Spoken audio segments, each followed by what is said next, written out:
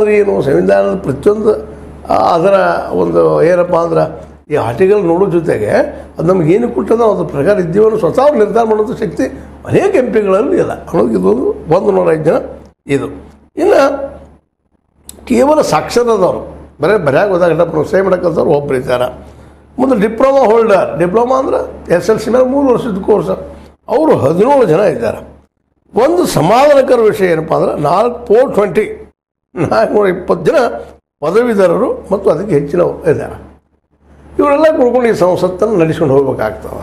ಶಿಕ್ಷಣ ಭಾಳ ಮಹತ್ವದ ಇದ್ರಲ್ಲ, ಅದಕ್ಕೆ ಇವ್ರಿಗೆ ನಾವು ಒಂದು ಏನಪ್ಪ ಹೇಳುವಂಥದ್ದು ಇವತ್ತಿನ ಇದಕ್ಕಾದ್ರೆ ಪ್ರತಿಯೊಬ್ಬರು ಶಿಕ್ಷಿತನಾಗುವಂಥದ್ದು, ಹೈಯರ್ ಎಜುಕೇಷನ್ ಪಡೆಯುವಂಥ ಒಂದು ಅಮೆಂಡ್ಮೆಂಟ್ ಅಂತಂದ ಅಲ್ಲೇ ಮ್ಯಾಕ್ಸಿಮಮ್ 15-20% ಶಿಕ್ಷಣಕ್ಕೆ ಇಡುವಂಥ ಒಂದು ಕೆಲಸವನ್ನು ಈ ಜನ ಮಾಡಿದರೆ ಭಾಳ ಉತ್ತಮ. 105 ಜನ ಇದ್ದಾರೆ PUC ಒಳಗಿದ್ದಂಥವ್ರು, ಅವ್ರ ಶಿಕ್ಷಣಕ್ಕೆ ಮಹತ್ವ ಕೊಡಬೇಕಾಗಿದೆ. ಅದು ಎಷ್ಟು ಮಟ್ಟಿಗೆ ಮಾಡ್ತಾರೋ ಗೊತ್ತಿಲ್ಲ. ಇದು ಶಿಕ್ಷಣದಾಯ್ತು, ಶ್ರೀಮಂತಿಗೆ ಬಗ್ಗೆ ಆಯಿತು.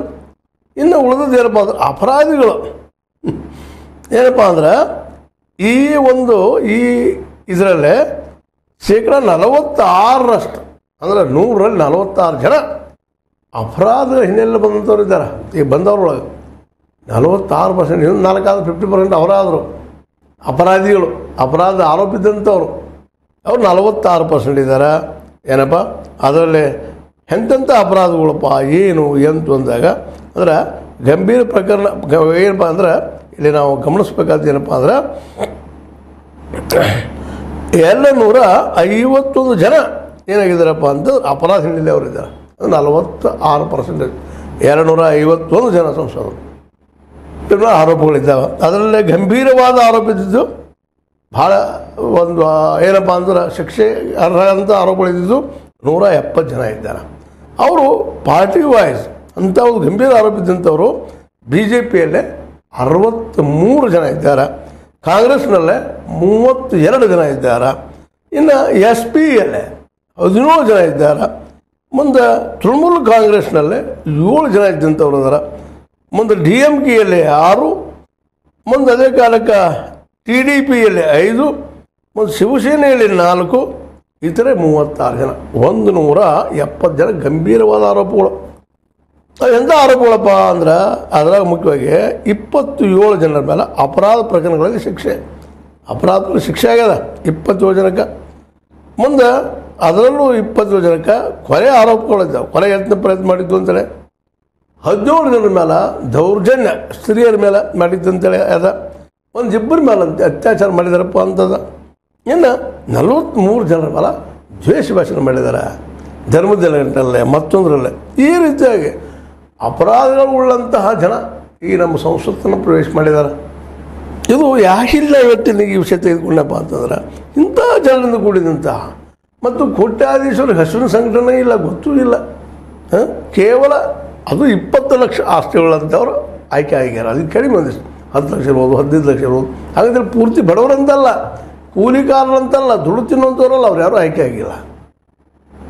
ಇವ್ರು ಬರಬೇಕಾಗ್ಯದ, ನಮಗೆ ಇವರು ಸಂಘಟನೆ ತಿಳ್ಕೊಂಡು ಹೇಳಬೇಕಾಗ್ಯದ. ಈ ದೇಶದ ಅನೇಕ ಸಮಸ್ಯೆಗೆ ಸಾಲ್ವ್ನೆಸ್ ಕೊಡಬೇಕಾಗ್ಯದ. 90% ದುಡಿಯುವ ವರ್ಗದಲ್ಲಿ ಕೂಲಿ ಕಾರ್ಮಿಕರಿದ್ದಾರೆ, ಇವ್ರ ಬಗ್ಗೆ ಇವರಿಂದ ಯಾರೂ ಆಯ್ಕೆ ಆಗಿಲ್ಲ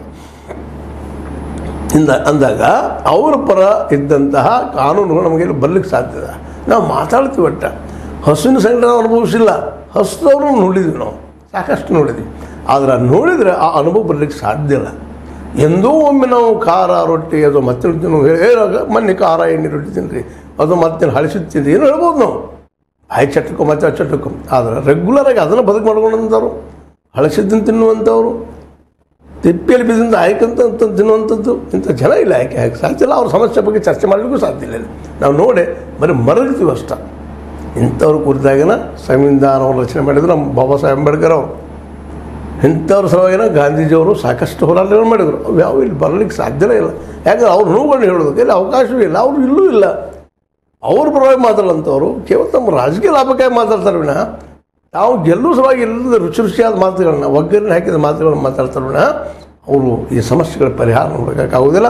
ಹೀಗಾಗಿ ಕಳೆದ ಈ 75 ವರ್ಷಗಳಲ್ಲಿ ಕೇವಲ ಅಲ್ಲಿ ಬಂಡವಾಳಶಾಹಿಗಳು, ದುಡ್ಡಿದ್ದಂಥವರು, ಜೊತೆಗೆ ಈಗಂತ ಕಾರ್ಪೊರೇಟರು ಇವರ ಸೇರಿಕೊಂಡಿದ್ದಾರೆ. ಮೊದಲು ಅಪರಾಧ ಹಿಂದೆ ಉಳ್ಳವರು